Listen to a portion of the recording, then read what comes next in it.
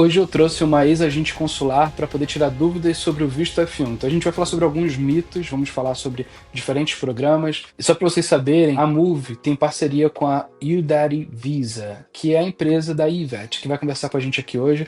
Nós somos parceiros, nós temos como foco educar as pessoas e ajudar as pessoas a levarem as suas melhores versões para a entrevista. Então a Move tem a assessoria premium que nós fazemos, pegamos vocês mão na massa até o fim. E aí o Daddy Visa, eles também têm um processo de consultoria com o ex-agente consular. Aqui na descrição tem os links, vocês podem clicar e falar com eles ou com a gente. Mas os clientes da Move têm um belo de um desconto para contratar o serviço deles também. Então é um complemento ao nosso trabalho e é legal pra caramba que com a soma dos dois vocês conseguem a melhor preparação possível. E hoje eu vou conversar com ela tanto sobre programas de ensino médio, de inglês, mas principalmente de universidade. Então tem bastante coisa legal, vários mitos aqui importantes. Fica comigo que vocês vão gostar. Então, Ivete, obrigado pela participação. Sempre legal ter você aqui no canal. Deixa eu entender um pouco melhor. Como que os agentes consulares, eles veem os diferentes tipos de programa que as pessoas fazem com visto de estudante? Você tem pessoas que vão estudar ensino médio, pessoas que vão estudar inglês e pessoas que vão para a universidade fazer uma graduação ou uma pós-graduação. Existe algum tipo de interpretação diferente de acordo com o programa que a pessoa está seguindo? Yes. So there are some F1 students that are common at the visa window. For example, undergraduate or a master's program are much more common than if you see a high school student. So I'll go one by one.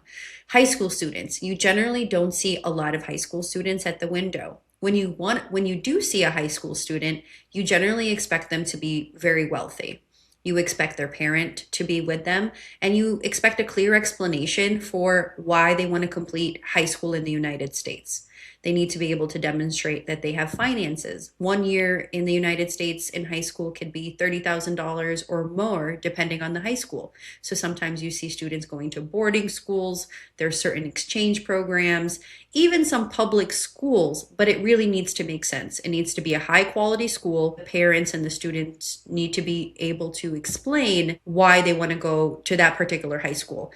If anything is shaky, if it's not a high quality school, if the finances are shaky, then that's going to be a concern for the consular officer. Also, if you have very strong ties in that city, I mean, if you have an aunt or an uncle, that's perfectly fine, but the consular officer is going to be concerned about long term intent. So they may ask you about the family that you know in the United States, and you need to be first and foremost a high school student. So wanting to go there for cultural exposure to your English should also be fairly good to be a high school student in the United States. The consular officer is going to want to understand that you're going to pass your classes.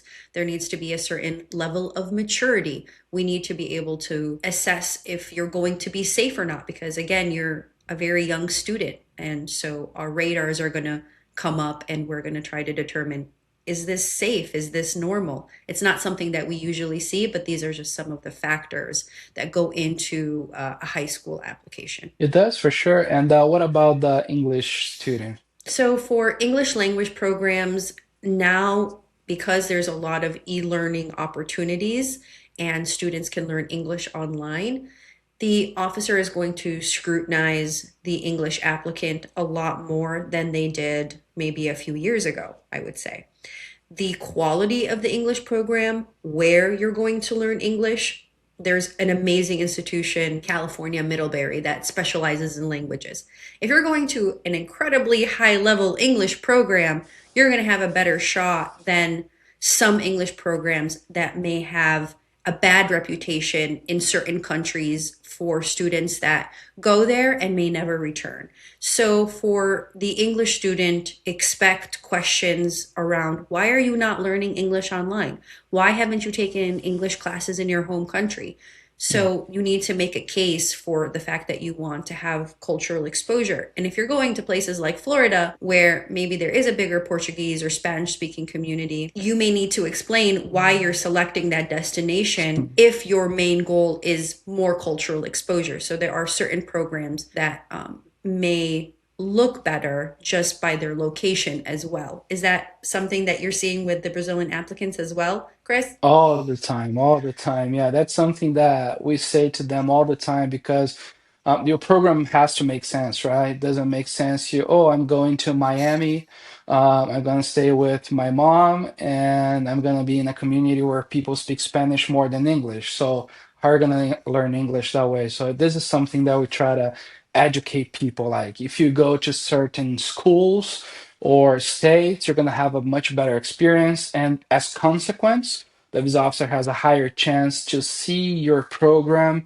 as something that you're taking seriously. Is it right to say that? Correct. And also, why do you want to learn English? To Yeah. do you have any goals for your English? And how old are you when you're going to for that English program? And they're going to assess your ties just like with any other program. After this English program, do you have something that is worth coming back to in your home country?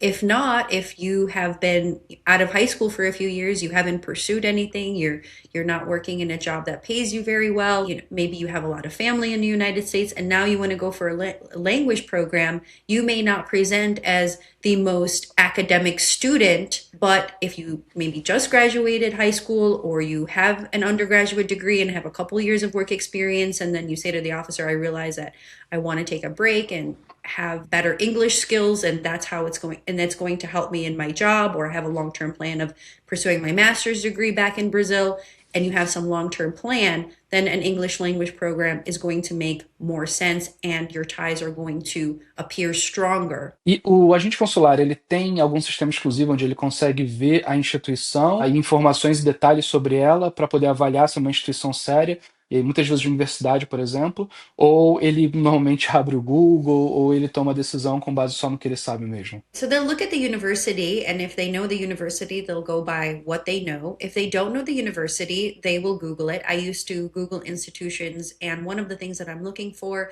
is how many students attend, maybe what they're known for. It's a way for me to determine your academic background very quickly, maybe understand if you're a serious student or not, and have that weigh in a little bit on my decision. Yeah, that's a very good point. So you do open Google to make some researches during the interview, right? Yes, especially if I've never heard of the university, I want to know where it's located. If it's located somewhere odd, maybe in middle America, and I don't see a lot of students from Yeah. Brazil going to that particular state, I'm wondering, do you know people there? How did you hear about this school? So Yeah. you want to stay as normal as possible. You kind of want to stay not too like everybody else, but also not Not too diverse crazy. and not too crazy, not, middle of nowhere, never heard of the school, high acceptance rate. Se você não me conhece, eu sou o Cris, e se você está gostando desse papo, já se inscreve aqui, porque eu falo tanto sobre a minha vida aqui nos Estados Unidos, mas também falo sobre vistos americanos e caminhos que você pode seguir. Se a pessoa ela vai fazer um programa universitário de longa duração agora, vamos pensar num curso de pós-graduação de 2 anos ou uma graduação de 4 anos, o correto é que a pessoa ela tem que comprovar que ela tem recurso suficiente para o primeiro ano, ou o agente consular na entrevista ele pode querer ver o dinheiro para todo o período de estudo. Right. So the law says that that student needs to have 1 year of funding, but also must be able to demonstrate that they can fund their entire stay in the United States. So I want to hear clear finances from a student. I need to believe that they have that full year. And also we'll ask questions. How much additional savings do you have? Do you plan on taking out a loan? How much does your father make? So I understand that there is more income coming in to cover the subsequent years. Okay. What if the person is someone that works, has a career, has an income, and has savings? Is this still a concern? Because when we are talking about graduate programs, we were taking a look at MOVE's statistics and we saw that not always the visa officer asks question about financials. How does it work? I mean, how do you make the decision to bring that up? Well, for an undergraduate program, you're going for 4 years, and a graduate program, you're only going for Yeah. 2 years. So you need to show more funding for that undergraduate program.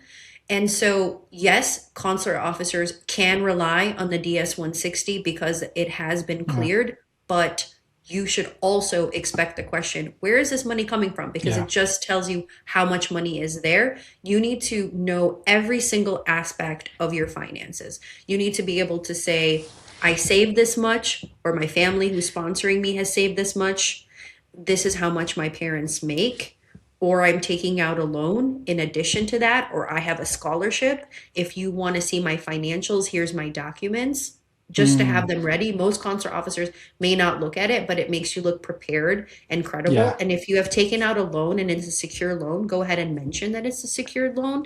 And if it's not a secured loan, make sure that you're able to understand the parameters of that loan. Some loans have to be paid back in 6 months. Some loans have to be paid while you're studying. So some consular officers may ask you about your loan and how you're going to pay it back. So you should also have those documents and know the percentage and the interest and exactly how you're going to pay back that loan once you're back in your home country. I know it seems like a lot, and maybe not every applicant is going to get grilled in this way. You don't want to be that student that does and has no Yeah. answer. Isso, pessoal, que assim, na Move a gente sempre instrui as pessoas a levarem tudo quanto é documentação possível e imaginária, porque pode ser solicitado e a gente já viu casos até em que eles abriram a pasta inteira e pediram para a pessoa mostrar tudo que ela tinha. Então é melhor você estar preparado, não significa não leve documentos só porque eles não confiam tanto nisso. Significa leve o máximo que você puder, mas não paute a sua entrevista nisso. Se prepare para falar, prepare a sua 10 160 com qualidade, tome boas decisões no seu planejamento acadêmico, porque isso vai ser mais relevante do que o documento que você levar, mas sim, às vezes o documento ele pode fazer a diferença entre uma aprovação e negativa, então esteja preparado de toda forma. Eu tenho duas perguntas a mais sobre isso. A primeira é sobre o financiamento estudantil. Muito interessante que você falou isso. Você vê o financiamento estudantil como um sinal ruim? Você sabe se aprova mais ou menos do que pessoas que usam recurso próprio? So I did a research study with a company that I worked with, and we saw that student loans are actually a positive thing. It's because consular officers know that if you've taken out a loan, you do have some way for sure to Yeah. pay for your program. So it doesn't matter whether you're covering your program necessarily with a 40% loan or a 70% loan. Now, if your program is being covered with 80 or 90 or 100% loan, you definitely need to know more details about your loan than maybe other students. But overall, having a loan, whether as a backup or a primary way to pay for your education, is okay. Yeah, that's great. I mean, at Move, we have so many students that are going with loan, and Mhm. I mean, it's been more than positive for them so far. So it opens opportunity for people that don't have the resources, right? So it's very Yeah. good to see that. Você falou também sobre o documento, né? Quando as pessoas na Move vão para a entrevista, a gente percebe que um percentual pequeno, relativamente pequeno, dos entrevistados tem algum documento solicitado para eles. E às vezes, mesmo que ele ofereça proativamente, o agente consular escolhe não olhar. Quanto que isso importa de fato? Quanto que vocês confiam em documentação para poder tomar uma decisão? We do not rely on documents almost at all. Some consular officers like to see them, but the vast Hum. majority don't have time to cross check. Often they're looking at documents in a country where they're not familiar with the language, they're not familiar with the ledger style of the banking or how different things are itemized, whether you have land or different investments. So to look at all that is going to be very difficult. Fraud is also an issue in a lot of countries. Hum. So a lot of those documents could potentially be fake anyways. And time is not with us. In a lot of these countries, Brazil, India, Vietnam, Philippines, Mexico, you have a lot of students and a lot of applicants coming very quickly. So you don't have time to sift through a lot of documents. So for that reason, officers often just don't look at them. Legal, agora uma pergunta que muita gente quer saber. Os agentes consulares, eles têm algum tipo de treinamento especializado para poder detectar mentira, olhar a linguagem corporal, esse tipo de coisa? Ou isso não acontece? So it's so funny that you asked that question because a while ago I saw this former CIA agent, Andrew Bustamante, talk about how in CIA training they put them in this fake house and they train them and they test them to see if they're good liars, if they naturally understand body language and all the types of training that a CIA agent goes through. And if you do not do well, then you can't be a CIA agent. So basically, you need to be able to lie very well and Really? be able to maintain composure and read other people. And it was very interesting. Now, consular officers should probably take that training, but we don't have literally anything like that. We are just Ok. trained on the law in what's called congen training and then taken to a country we've never been to before and put on the visa window. And we're Mm, told the first week, hey, you're going to do 30 visas. And next week, you're going to do 60. And the next week, you're going to do 90. And then the next week, we need you to get up to 120 visas in 3 hours, ready, set, go. what? Yes, it's just absolutely wild with no training on how to read body language, how to know if somebody's lying to you. So what do you rely on? You try to determine, is this person lying to me? So in some cultures, looking you in the eye is not considered appropriate. So you're lying, right? So a lot of Yeah. it's not great. It's not a great way. And so consular officers generally try to understand the culture through what they see at the window, through the applicants, through the patterns. Okay, I see these people going to this school, or I see this type of socioeconomic class making this much, or this type of region, I expect this. They start to look at patterns. And if in a certain country, young women don't get a B1, B2 to travel on their own, and you see a young woman at the window, you say, okay, I have not seen this before. Something is awry. And those are the types of things you teach yourself and you start to learn Mm, on your own. But in terms of training, it should absolutely happen. If you're going to put consular officers at the window, give us some sort of training to at least understand our own biases, because some people are great liars and some people look like they're lying, but they're absolutely not lying. And I think that's why the visa interview is inherently unfair, in my opinion. yeah, that is true. I mean, we hear that a lot because it's hard, right? How can you go into the person's mind and figure out if it is true or not? You can check the signs, but you cannot be 100% accurate, right? So, yeah, we hear some people saying that. But I think it was cool to hear that you guys learn as you go, right? I mean, you're just talking to people, you recognize patterns because people do the same thing over and over and over. So yeah, it makes sense. I mean, Right. 1 year being a visa officer, and you kind of became a specialist in body language somehow, right? For sure. Yeah. E vamos dizer que alguém já foi reprovado no visto B1, B2. A pessoa foi lá, aplicou para turistar nos Estados Unidos e teve visto negado. Isso vai impactar fortemente a chance dele de sucesso no visto F1? Any visa denial is going to be looked at. But say you wanted to go on a holiday with your friends and you went for a B1, B2 visa, and at the time your income wasn't very high, or maybe you just started your job and now it's years Uhum. later, you're going for a master's program, you're looking like you made more money, you're going to a good program. So that B1, B2 shouldn't have a huge impact on your new application at that point, because you're showing that you are a serious student and that you can fund your education. So it's a different visa class with different types of criteria. Now, if you just got a B1, B2 refusal the year before, not much has changed. Maybe you said some things at the visa window that caused the officer to be concerned. You're going in for your master's program. You can't really explain why you want to study. Then, yes, the B1, B2 application could negatively impact your F1 application. So the answer is really, it depends. E a gente tem visto muitas pessoas contratando a Move depois de terem feito processo com outras empresas. Na última semana foi um número absurdo de pessoas que a gente nem esperava, porque a gente tem visto que as pessoas têm sido guiadas no planejamento acadêmico de uma forma muito superficial e têm sido enviadas o tempo inteiro para as mesmas instituições que prometem as mesmas facilidades. Isso naturalmente passa para a gente consular a ideia de que o foco da pessoa não é o estudo, de que ela está buscando outras coisas e facilidades. Tanto é que essas pessoas que procuraram a gente vieram depois de uma sequência de negativas para a mesma universidade. Mas depois que eles contrataram a Move, a gente conseguiu ver um número de reversão e de aprovação maior do que o que a gente esperava, mas a gente refaz o planejamento acadêmico do zero. Escolhe uma instituição que tem uma boa credibilidade, uma boa reputação, que esteja alinhado com o planejamento acadêmico que a pessoa tem, com o projeto de futuro dela. A gente tem sido bastante bem sucedido em corrigir o rumo do que as pessoas vinham fazendo numa nova aplicação. E eu queria entender como que a gente consular ele vê uma pessoa que foi negada para uma universidade, que não tinha uma boa reputação e que agora está voltando com uma instituição mais renomada, mais bem preparada para a entrevista, com um programa mais sério.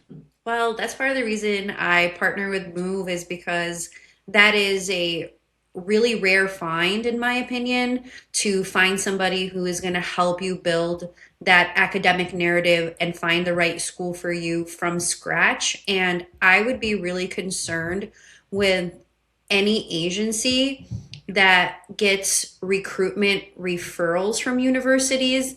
It's okay to consider them, but you should always know what you want to do, and you should always be exploring your options in the United States. And it should never be someone telling you just go to this school or this school, unless there is a very key reason based on your academic background.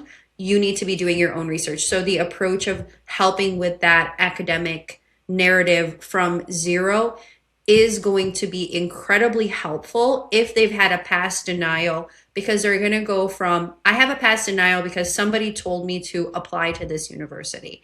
I don't really know why I applied to this university. I don't even remember why I agreed to it, or it seemed like I can get an I-20 the fastest, or it seemed like everybody else was going there, or it was recommended to me. But those are not good reasons for wanting to study in the United States. They're not good reasons for wanting to make an investment in the United States. A good reason is knowing where you currently are, what you're passionate about, understanding the skills that you want to learn, and what that university and that investment is going to give you, so that you can apply those skills back in your home country. That is what the officer is looking for. So to move from a very generic university, of course, you're going to get denied at the window for that. The best thing you can do is then start from zero, have somebody help you with that academic narrative, pick the institution that's right for you, because then naturally when you end up at the visa window, you're going to be able to speak as to why you selected that university